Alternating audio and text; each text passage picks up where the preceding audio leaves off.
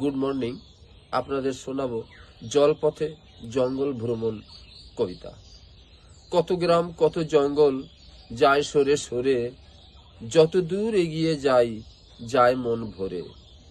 নদীর জল ভাটার টানে কোথায় চলে যায়, প্রকৃতির সে নিয়ম আজও আছে বজায়। এ জঙ্গল ভ্রমণে আসবে যারা নূতন, আবার তাদের মন চাইবে আবার যাই সেখান। জলযানে রান্না খাওয়া, জলযানেই নাওয়া, সুন্দরবন ভ্রমণে জলযানই যাওয়া। নদীর দুধার দেখতে দেখতে ঘুরবো আমরা সবাই, আনন্দ আর উল্লাসেতে কাটবে সারা দিনটাই।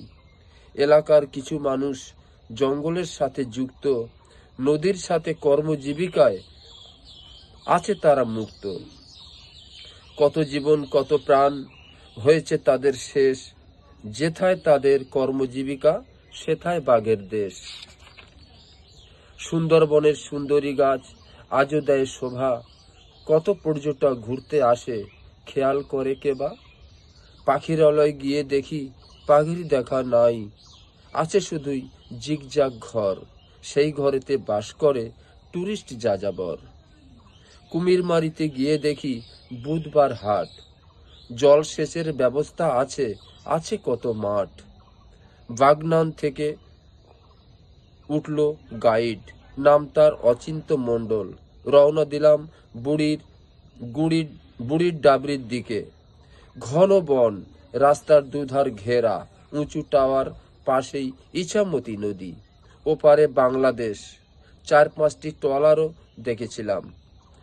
নূতন বড় লঞ্চ, 40 জনের ট্যুর।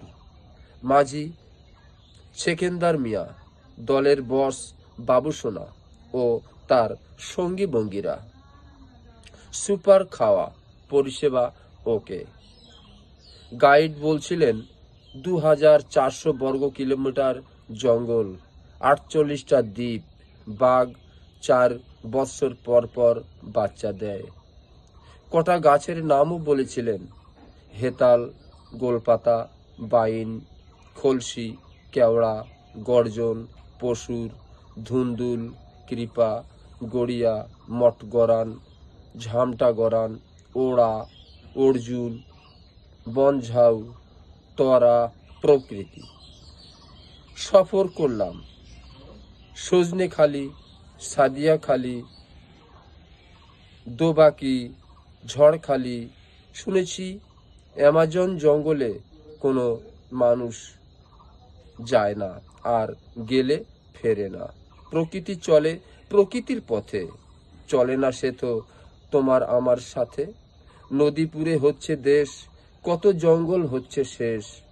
পঞ্চমুখীর আকাশতল দেখেছ কি তাকে, ধোঁয়ার মতো দিচ্ছে পাড়ি বঙ্গোপসাগরের দিকে। কত নদী কত জঙ্গল হলাম আমরা পার, কত জল কত গাছ হদিস নেই তার। কিছু কিছু মানুষের বাস জঙ্গলের সাথে যুক্ত, নদীর সাথে কর্মজীবিকায় আছে তারা মুক্ত। কত জীবন কত প্রাণ হয়েছে তাদের শেষ, যেথায় তাদের কর্মজীবিকা সেথায় বাঘের দেশ। ধন্য তুমি সুন্দরবন। আসছি তাহলে।